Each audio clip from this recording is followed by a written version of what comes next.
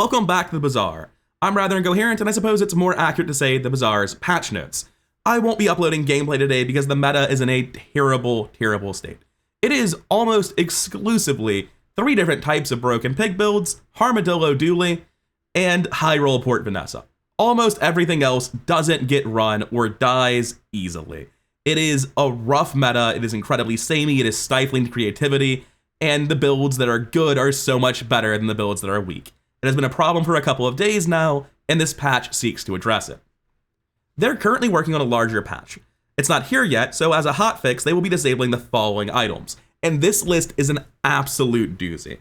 First, all level up options that upgrade specific item types except the core are being removed. So upgrade shield, upgrade weapon, what have you, all of that's just gone. I can't overstate how massive that is. Basically, for every build, upgrade your core items was the best possible thing you could see on level up reward. This is going to lower the average power level of every build by a massive amount. Next up, they've just removed Harmadillo. He's not here anymore. He's had his couple of days in the sun. Get him out of here. Everyone hates him. And that's absolutely the right thing to do.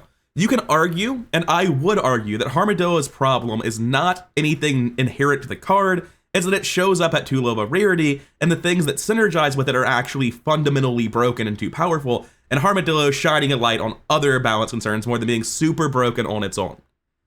But there's no time for nuance. Get him out of here. Take him out back. Harmadillo was funny for the first day, but he's a nightmare on the ladder. Now, speaking of ladder nightmares, no one likes Pig, and Pig doesn't like these balance notes. Arms Dealer is out. That one's good. Arms Dealer needed to go. However, Crook, Yo-Yo, and Regal Blade are all also out. That is essentially every strong early Pig build. Pig can absolutely build scrappy decks and do other things, but those scrappy decks do not convert into endgame win conditions like Regal Blade and Crook do. Additionally, the removal of Yo-Yo, because it was almost always in any sort of late game scaling build where you were like using vineyards and weights, the Yo-Yo would be duplicating your item uses and scaling up the weights faster. This isn't just a nerf to the offensive builds using Atlato and the like, this is also a huge nerf to the scaling of all the powerful late game Pig builds. So the one dually we see is out. All of the most egregiously powerful stuff in Pig is out. I would go so far as to say that every Pig build is out. Because while Vineyard is largely the same build, it loses a lot of its scaling with weights by losing the Yo-Yo, and it also has a lot harder time. Previously, you would often transition from something strong in the early game to Vineyard somewhere between days 3 and 6. You're a lot less likely to start your Vineyard build 4-1 or 4-0 now. You're much more likely to have lost games and need to be winning on day 14 with your Vineyard scaling build now as Pig.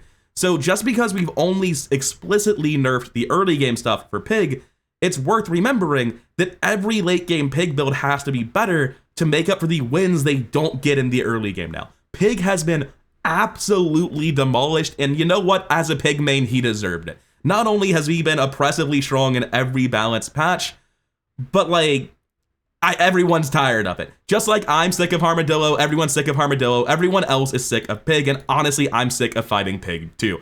I'm sick of fighting Crook Pig, I'm sick of fighting Regal Blade or Beast of Burden Pig specifically designed to beat Harmadillo dually. The meta has been exhausting. It's just been 3 variants of Pig and Harmadillo and the very rare Port Vanessa.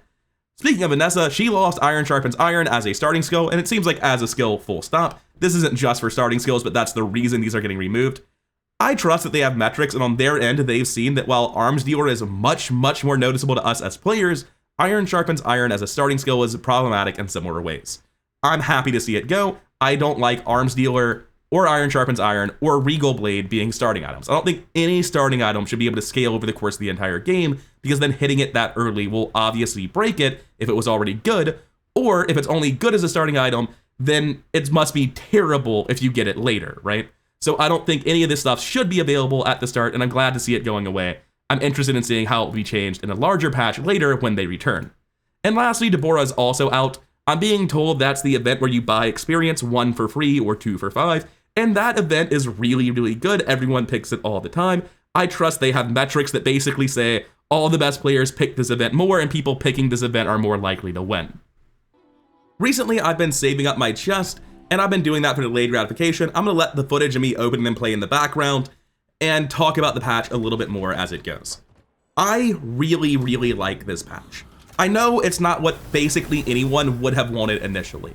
In an ideal world, 2 days ago, they put out a comprehensive balance adjustment and the meta's perfect afterwards. But we don't live in Disneyland. That didn't happen. That was never going to happen. So right now, the situation is they aren't happy with the balance patch they have. They want to work on it more. And everyone who's playing the game hates the current meta. And there are very clear culprits, all of which just got gutted. They essentially said, this is a closed beta. No one's enjoying it. We're going to take the entire meta and throw it out. Just put it in the dumpster. We're done with it. To me, that actually inspires a lot of confidence. My initial reaction was like a little bit of laughter and confusion. Like, that feels simultaneously panicky and late, but I don't think it is. I think it's a very measured response. This is a closed beta. Things are problematic. Just remove them. Everyone's having a bad time. You can't get data on anything other than Crook and Harmadillo because that's all anyone is playing. Just remove them. Fix it when you can, but being willing to just take an axe through the entirety of a toxic meta, I think is a really good sign that the developers are willing to do that at all. It wasn't my initial reaction, but the more I thought about it, the more I felt that way. And the current meta wasn't just bad because it was overpowered, right? Like, yes, those were the best things you could be doing and they were incredibly strong, but the bigger issue is that Bazaar is supposed to be a game where you cannot force a build, where you have to put together scrappy things and do the best you can, and all your builds come out differently. That's the whole sales pitch, right? But the issue with that is that these builds were so strong and so consistent that not only was it active self-sabotage not to seek them out on these characters, but worse than that, when you did anything else, the threshold required for your build to succeed was way, way too high because it required you to somehow beat Harmadillo builds, to somehow beat Crook and Regal Blade that have been scaling from the start of the game, to beat Vineyard scaling with Bees and Yo-Yo. I'm shocked Bees isn't on that list, by the way, that Bees have not been identified as a problem card. And honest to God, I'm just going to put that as evidence in my conspiracy theory that Bees are rarer than other silver properties because I never fucking see the guys. To me, it's shocking that Bees did not make the list of problematic cards. And I'm also kind of surprised that Port didn't make the list of problematic cards. That might sound random and unfair, like no one's saying Vanessa's overpowered this meta, literally nobody. Well, there are a couple of people still salty about Pufferfish, I guess, but most people are saying Vanessa is fine, we're the worst off of all the characters. The reason I'm surprised that Port didn't get nerfed though, or not nerfed, temporarily removed, is because if you remove everything else that was viable, like Port Vanessa was the 5th deck you saw in the previous meta, and it received very little nerfs. The guaranteed upgrades you used to push your port to gold early and then diamond later are still there. It feels to me like Port Vanessa is slated to be the strongest deck in the game. But realistically, that's a pointless balance concern. This patch note isn't even a balance adjustment. You shouldn't view it that way. This is an emergency meta shakeup because there is no valuable data or play experience being had. The developers aren't learning from what we're doing, and the players are not playing the game the way it was envisioned. This is an axe to a toxic meta.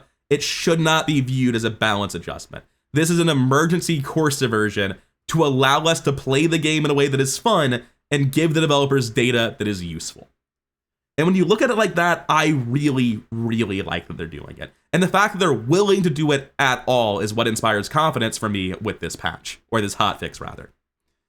And before I go, I'm going to briefly show off a little bit of footage of the coolest build I found in the previous meta while I was grinding with Pig, and I missed all the good stuff for Pig. Instead of going into Vineyards, Bees, and Weights, I just never found the bees, and I went to a burn shop looking for burning weights. And I found Fiery Robe, Fiery Bushel, which, as you can see in this match against the sparring partner, was absolutely insane amounts of burn. It allowed me to rack up like 400 burn before Sandstorm arrived while being a very powerful defensive scaling build. And it got crushed. Just got run the fuck over by Harmadillo and Regal Blade Pigs. Wasn't even close. Only went 7 wins, and the first 4 of those were arms dealer wins in the early game or something like that. The last meta has been so toxic. When you find unique, powerful things, you use them, you think they're sick as hell, and then someone runs you over with a Harmadillo and sharp corners. It's brutal. It happens over and over and over. Everyone who's been grinding the meta thinks it's toxic, and I'll be glad to see it go. Anyway, that's gonna be all. Short video today. It would have been shorter if I were just analyzing the list of changes, but I wanted to go out of my way to try to explain why I like the list of changes and why I think a negative gut reaction that a lot of people might have is not actually a fair reaction to what this is, and you should interpret these positively. That'll be all for now. Thank you for your time. I've been Rather Incoherent. If you did make it this far, which is a lot more likely than a normal video, I suppose, then please do like, comment, subscribe. All that stuff really does help the channel grow. I really do appreciate it. And I cannot overstate my gratitude towards the people supporting this channel, both as patrons on Patreon and as channel members here on YouTube. I'll see you all in the next one.